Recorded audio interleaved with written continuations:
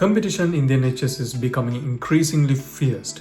There are many people who are applying for jobs every single day without getting a single interview or a job offer. In this video, I'm going to be giving you 6 reasons as to why you might not be getting that job interview or the job offer, and also 6 things which you can do to make sure that you change that and to increase your chances of getting a job offer.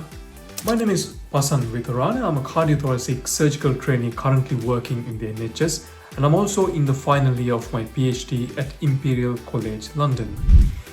Having applied for one of the most competitive specialties that you can get in the NHS, I do understand how stressful and how difficult the application process can be. And especially if you keep applying and if you're not getting any results, this can be very disheartening and off-putting. And if you do really improve with every single application, you can really increase your chances of getting that job.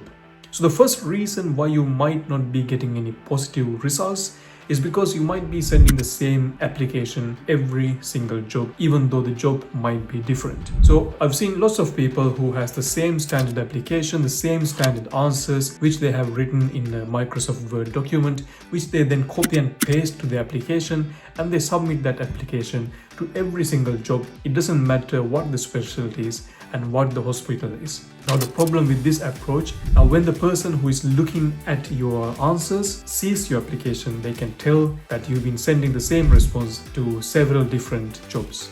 And the way to go about changing this is to tailor every single application and to make it unique for that job which you're applying for. So for example, let's say that you're applying for a job in cardiology. Now if this is the case, and if you've done some cardiology jobs in the past, or if you have any experience within this specialty, you need to ideally list them at the top of your application when you list them in your experiences, as long as they don't ask for them in chronological order, because in that way you can grab the attention of the person who is reading the application. Also, when you write about the job description or about your previous experiences, you need to make sure that you sell yourself. You need to make sure you sell what you have done in your application, so that it becomes obvious to the person who is reading it that you had prior experience in the field, and therefore they'll be more likely to pay more attention to your application. Now this brings me to my second point. One of the most important parts of your application is your supporting information, or the supporting statement, or the free text box which you get, where you can write an essay or a few paragraphs about why you think you are suitable for this job.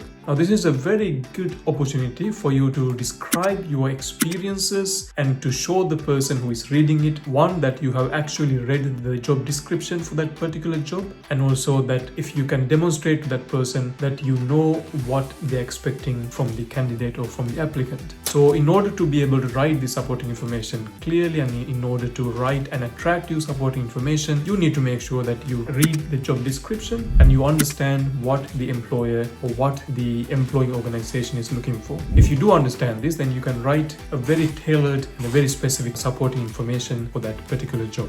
Now the next reason why you might not be getting any response from your applications is due to not having any research or audit experience. Now this is something that most people lack in the applications, but it's also something that can really make you stand out when someone reads your CV or reads your portfolio. So if there's any way that you can get some research experience, now this could be submitting a paper to a national or an international conference, or getting a publication, it can make a big difference. Now if you don't have any previous experience, or if you don't have any previous research projects, one of the things you can do is you can start one today. So you can mention that on your application that you are working towards publication or a presentation.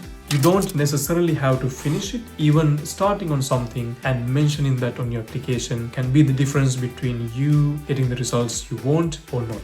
Now my next point is about getting feedback from the applications which you haven't had any positive response for. Now by speaking to the hospital which has advertised that job, you can find out the reasons as to why your application was rejected and get some feedback about what you can do differently the next time. Now, if you do ask for feedback, it might be the case that you might not get any useful response. You might get a very generic email or a very generic response. Now, if this is the case, that is still okay, because when you keep asking for feedback, every once in a while at least, you will get something back that is useful, that then you can work on your application. Another good thing about going through this process is that you make contact with the human resource department or the staffing department of that hospital, and once you have a close working connection with this department, you might be informed of any future jobs in advance before they are advertised online. You can also speak to them in person, or you can speak to them one-to-one over the phone or through email, build a good relationship, and find out about any upcoming job opportunities as well. Now, my next point is about relevant clinical experience. Now, if you are applying for a particular specialty, now let's say you are applying for a job in psychiatry, and if you don't have any previous experience within that field, you might not be very likely to get that job. Now, if this is the case, it might be an idea for you to work in a non-training job, even on a voluntary basis or even as an internship or observership, where you spend a few weeks within that specialty, getting familiar with the department, getting familiar with the specialty, so you know what that job entails. Now, by mentioning this on your application, it can add a lot of weight because you are demonstrating that you understand what is expected of you in a job like the one in which you are applying for.